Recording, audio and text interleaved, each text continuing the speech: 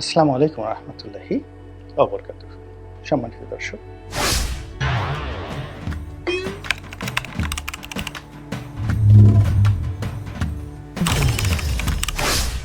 আমরা যারা দীর্ঘদিন ধরে স্রোতের বিপরীতে সাঁতার কেটে আসছি, অর্থাৎ ক্ষমতা আমাদের মধ্যে যাদেরকে কখনো আকৃষ্ট করতে পারে, ক্ষমতার সামনে দাঁড়িয়ে ক্ষমতার বিরোধিতা করেছি,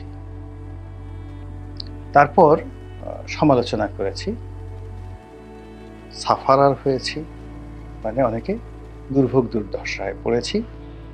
কিন্তু যাকে বলা হয় ক্ষমতাধরদের যে স্টিম রোলার রয়েছে বা নির্যাতনের চাবুক রয়েছে, তাদের যে গুম খুন হুলিয়া রয়েছে,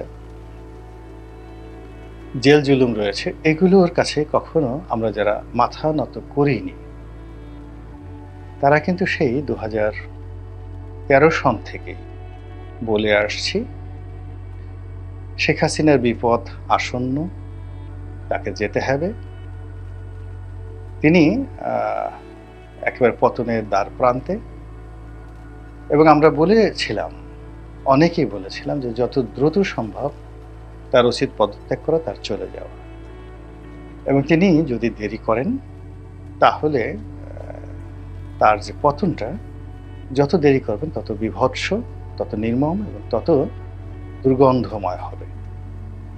এবং আমার মনে আছে যে 2014 সনে যখন সেই বিনা প্রতিদ্বন্দ্বিতার নির্বাচন হল, নির্বাচনের ঠিক 7-8 দিন পর একটা টকশো হলো তৃতীয় মাত্রাতে। তো সেখানে আমি সাহস করে, না কি বলবো, আমার তো সবসময় বুদ্ধিশুদ্ধি কম থাকে, এবং বুদ্ধি কম থাকার একটা সুবিধা হলো বেকুবরা মাঝে মধ্যে এমন কিছু কাণ্ড করতে পারে যেটি সাধারণত শয়তানও করতে সাহস পায় না। মানে বোকাদের এই একটা ভালো দিক। তারা দিদাসে হিমালয় পর্বতে উঠে যায়, পর্বতে ওঠার জন্য কোনো প্রস্তুতি ছাড়াই হিমালয়তে উঠে যায়, মরে যায়। আবার হিমালয়ে উঠে যদি কেউ যায়, সেখান থেকে লাভ দিতেও বোকাদের কোনো সমস্যা হয় না। কিন্তু শয়তান সেটা কখনো করে না। মানে শয়তান মানে চালাক, বুদ্ধিমান এবং যুক্তিবাদী লোকজন। এই যে ইবলিসকে আমরা বলি, ইবলিস কিন্তু খুব ক্যালকুলেটিভ, ভীষণ রকম ক্যালকুলেটিভ।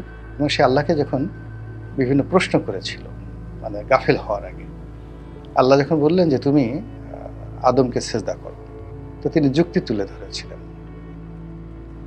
যে আমি তো ঊর্ধ্বগামী, আমাকে আগুন দিয়ে তৈরি করা হয়েছে, আগুন তো ঊর্ধ্বগামী, আর আদমকে তৈরি করা হয়েছে মাটি দিয়ে, তা মাটি তো নিম্নগামী। তো নিম্নগামীর কাছে ঊর্ধ্বগামী তো কখনো মাথা নোয়াতে পারে না। দেখেন তো কত সুন্দর যুক্তি। তো এখন এই যুক্তি যাদের রয়েছে ক্ষমতা লেহন করার জন্য, ক্ষমতা ভোগ করার জন্য, ক্ষমতার স্বাদ নেওয়ার জন্য, তারা সব যুগেই ছিল। সেই স্বাধীন বাংলাদেশের 71 থেকে আজ অবধি, এমনকি মুক্তিযুদ্ধের সময়ও পাকিস্তানিদের দাবিদারি করা, দালালি করার জন্য তাদের অনেক যুক্তি তখনও ছিল, এখনও আছে। তো এরকম আমরা কিছু লোক সবসময়তেই এরকম দুর্ভোগ দুর্দশার মধ্যে ছিলাম। তো তারা যে ভুলটি করেছি, সেই ভুলটি করেছিল আমরা মানে সবসময় সমস্যাগুলো বলেছি, সমাধান বলিনি। যেমন শেখ হাসিনাকে চলে যেতে হবে, আমি বলেছিলাম সেই 2014 সনে যে কথাটি, সেটা হলো যে এমন দিন আসছে যে শেখ হাসিনা তার পতনের পর তার অফিস খোলার মতো একটা লোক খুঁজে পাওয়া যাবে না, ভাড়া করে নিতে হবে। এবং আমি দুষ্টুমি করে বলছিলাম যে হয়তো আমাকে ভাড়া করে নিতে হবে। এখন দেখুন তো যে আওয়ামী লীগের অফিসগুলোর অবস্থা কি। আওয়ামী লীগের এক নেতা টেলিফোন করলেন, তো বড় নেতা, বেশ বড় নেতা। তো আমি বললাম যে আপনি কেন অফিসে যাচ্ছেন না, বা যদি শেখ হাসিনা আপনাকে আওয়ামী লীগের সেক্রেটারি বানান, তো আপনি কি গুলিস্তানে গিয়ে অফিসের সামনে দাঁড়াতে পারবেন? তো তিনি বললেন অসম্ভব ব্যাপার, আমার পরিবার তো আমাকে আর জীবনে রাজনীতিই করতে দেবে না। তো এই হলো মানে আওয়ামী লীগের পরিণতি। তো যে কথাটি 14 সনে বলেছিলাম যে আওয়ামী লীগের এইরকম একটা পরিণতি হবে। সেকেন্ডলি যেটা বলেছিলাম যে আওয়ামী লীগ এই নির্বাচনের ফলে একটা মৃত দলে পরিণত হয়েছে, পচা লাশে পরিণত হয়েছে। তো সেই পচা লাশটি তারা মাথায় নিয়ে ঘুরছে, মৃত এবং দুর্গন্ধযুক্ত। আর সবাইকে তারা বলছে যে এটা একটা জীবন্ত জিনিস, কিন্তু তারা নিজেরা জানে এটা একটা পচা। তো ফলে কি হচ্ছে, ওই যে যেহেতু পচা লাশটি যে মাথায় নিয়ে ঘুরে, ওই লাশের গন্ধ, লাশের বিভৎসতা যার মাথায় সে বুঝতে পারে।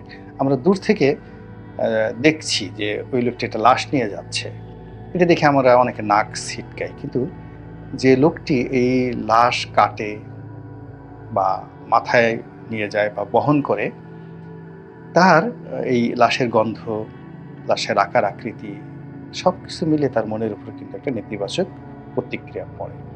তো আওয়ামী লীগ এই যে 2014 থেকে একটা পচা দুর্গন্ধময় পুঁতিময় লাশ, ওটা নিয়ে আমি বলছিলাম যে এটা যত দূরে যাবে, যত দিন হবে, তত এটা দুর্গন্ধ ছড়াতে থাকবে। এটা অতি দ্রুত এটাকে দাফন কাফন করা উচিত।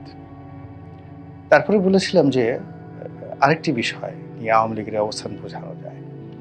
ধরুন এখন যদি আওয়ামী লীগের পতন হয়, 2014 সনের কথা বললাম, তাহলে ধরুন দোতলা থেকে আওয়ামী লীগ পড়ল, ঠ্যাং ভাঙল।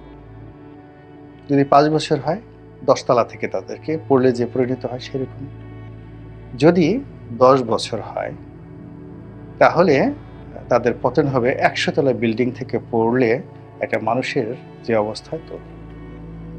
এবং আরো বলেছিলাম যে আমাদের যে রাজনীতি, সেই রাজনীতির যে ধরন এবং প্রকৃতি, তাতে কোনো স্বৈরশাসক 10 বছর অতিক্রান্ত করতে পারেনি বা অতিক্রম করতে পারেনি, আওয়ামী লীগও পারবে না। তো 2014 থেকে 24 এই 10 বছর দেখুন, এর আগে তো তারা নির্বাচিত হয়েছে, 10 বছর অতিক্রম করতে পারেনি। আমি বহুবার এই কথাগুলো বলেছি। আবার এই যে এখন যে অরাজকতাগুলো চলছে এই মুহূর্তে, সরকারের যে অরাজকতাগুলো চলছে, এটা নিয়ে বলছিলাম যে ডক্টর মোহাম্মদ ইউনূস ক্ষমতায় এসেছেন, এটা শেষ নয়, অনেকগুলো গেম আসবে সামনে। এবং এটা আমি লিখেছিলাম সম্পাদকীয় রূপে দৈনিক বাংলাদেশ প্রতিদিনে, যে আমাদের দেশের সেই 1954 থেকে যখন ক্ষমতার পালাবদল হয় অসাংবিধানিকভাবে, দুর্ঘটনার মাধ্যমে, বিদ্রোহের মাধ্যমে, বিপ্লবের মাধ্যমে, সেখানে পরপর 3টি দুর্ঘটনা ঘটে। তো 3টি দুর্ঘটনার পরে 4র্থ ঘটনায় এসে এখানে একটা স্ট্যাবল অবস্থায় পৌঁছে যায়। তো সেই অবস্থা চলছে। তো যা বলছিলাম যে আমরা শেখ হাসিনার পতন হবে, কিন্তু শেখ হাসিনার পতনের পর ক্ষমতা কে গ্রহণ করবে, কারা গ্রহণ করবে, কিভাবে গ্রহণ করবে, এটা নিয়ে আমরা কিন্তু কেউ কোনো কথা বলিনি। ফলে শেখ হাসিনার কাছে তিনি একটি শূন্য ময়দান রেখে গেছেন।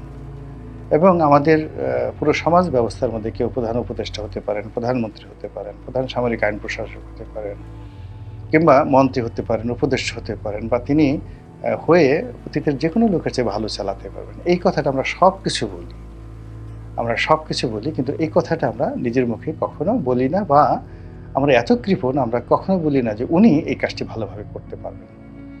মানে ওনাকে যদি নিয়োগ দেওয়া হয়, আমরা সবাই মনে মনে আশা করি যে আমাকে দিলে আমি একবারে ফাটিয়ে ফেলবো, কিন্তু আমি বলি না, বিকজ লোকজন যদি বলে যে তুমি কি এরকম হয়ে গেছো, এই জন্য বলি না। অর্থাৎ আমি দিয়ে বোঝালাম যে এরকম আমরা নিজেকে যোগ্যতম মনে করি, কিন্তু আমি যে যোগ্যতম, কেন যোগ্যতম, এটা কাউকে বলি না, আর এই কাজ করার জন্য আমার কোনো গ্রাউন্ড ওয়ার্ক থাকে না। দ্বিতীয়ত, আমরা অন্য কোনো যোগ্য ব্যক্তির নামও বলি না যে উনি এই কাজটি করতে পারেন। তো ফলে কি হচ্ছে, শেখ হাসিনার পতনের জন্য আমরা সবাই কাজ করেছি, গোপনে, প্রকাশ্যে, তারপরে সংঘবদ্ধভাবে, একাকী, নীরবে, নির্জনে, যে যার অবস্থান থেকে। কিন্তু শেখ হাসিনা পরবর্তী বাংলাদেশে কে হাল ধরবেন, কিভাবে চলবে, নির্বাচনে কি হবে, এবং এটার প্ল্যান এ, বি, সি, অর্থাৎ তিনি যদি পালিয়ে যান তাহলে কি হবে, ক্ষমতার থেকে পদত্যাগ করলে কি হবে, নির্বাচনে পরাজিত হয়ে নতুন একটি দল নির্বাচনে আসলে সেক্ষেত্রে কি হবে, এই বিষয়গুলো নিয়ে আমাদের বুদ্ধিজীবী, আমাদের সাংবাদিক, আমাদের মধ্যে যারা সমাজে কথাবার্তা বলি, আমরা কোনো রকম প্ল্যান আমরা নিজেরা তৈরি করিনি এবং জাতির কাছে দেইনি।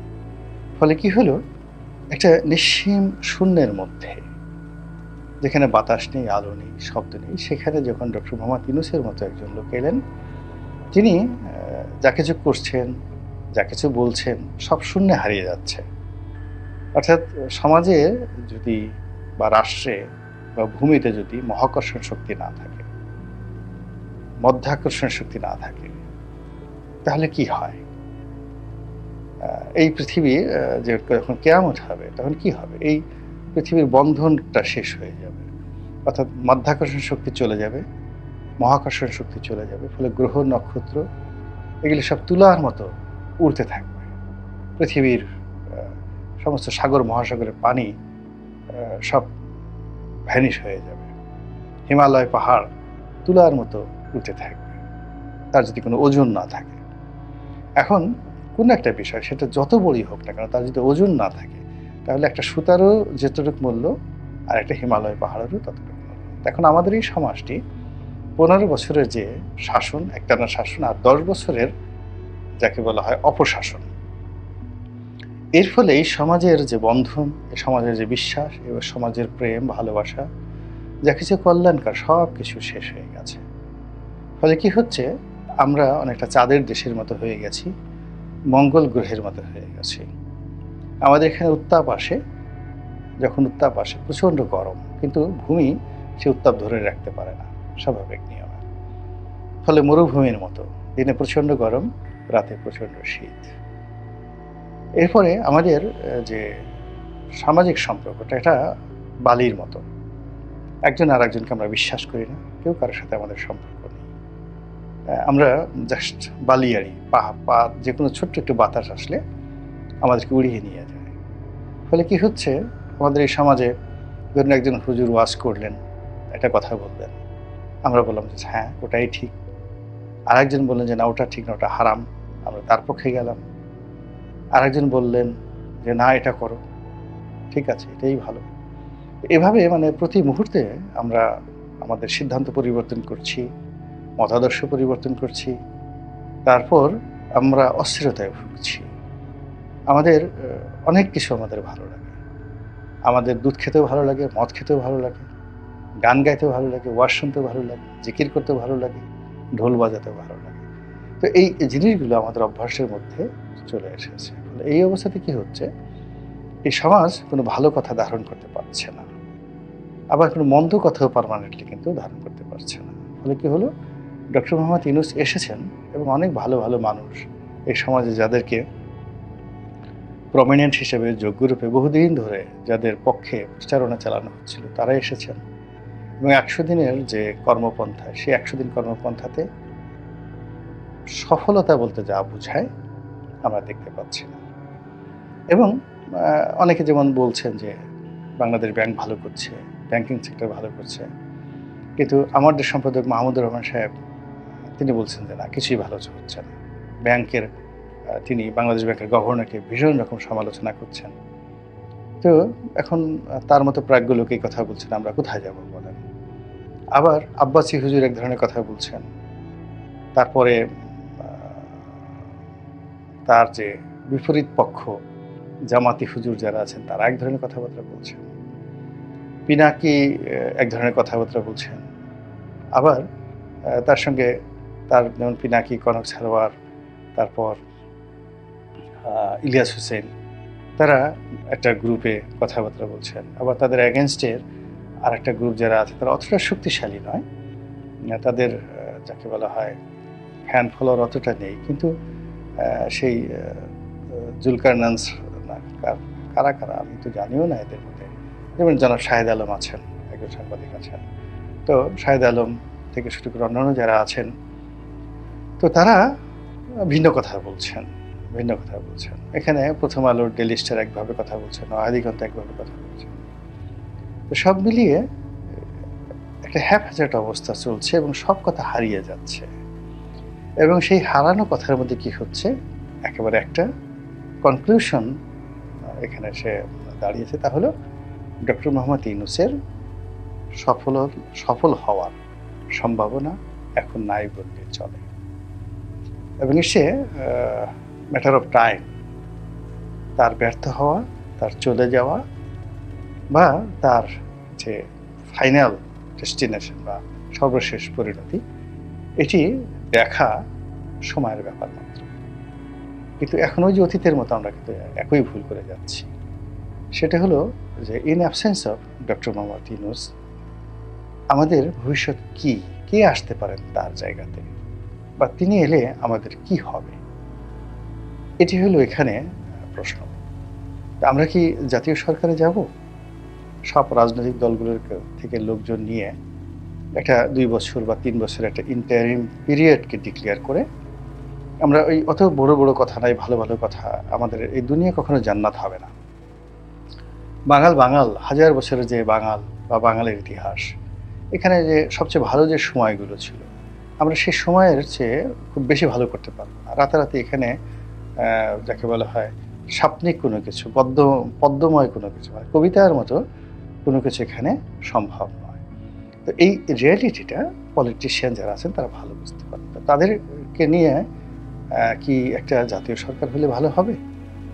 নাকি অ্যাবসোলিউটলি একটা জরুরি অবস্থা জারি করে একটা মিলিটারি শাসন সেটা জারি করলে ভালো হবে? তো এই দুটো অপশন ছাড়া আসলে এই মুহূর্তে বিকল্প কোনো অপশন নেই। কিন্তু আমরা ওই একই অবস্থা, আমরা ইনূস সাহেবকে সমালোচনা করছি, ওই পর্যন্তই থাকছি। কিন্তু দ্বিতীয় যে পার্টটি, সেই পার্টটি আমরা কখনো বলিনি, যেটা আমি আজ এখানে বললাম। আমাদের মনে হয় যে চিন্তা করা উচিত এবং খোলামেলা এই বিষয়গুলো নিয়ে রাজনৈতিক দলগুলোর মধ্যে, সেনাবাহিনীর মধ্যে, পুলিশ বাহিনীর মধ্যে এবং সিভিল সার্ভিস থেকে জুডিশিয়ারি সকলের মধ্যে খোলামেলা আলোচনা হওয়া উচিত। এবং এটা এখন যারা আছেন তাদের জন্য সম্মানের এবং যারা আসবেন তাদের জন্য সম্মানের এবং স্মুথ হবে।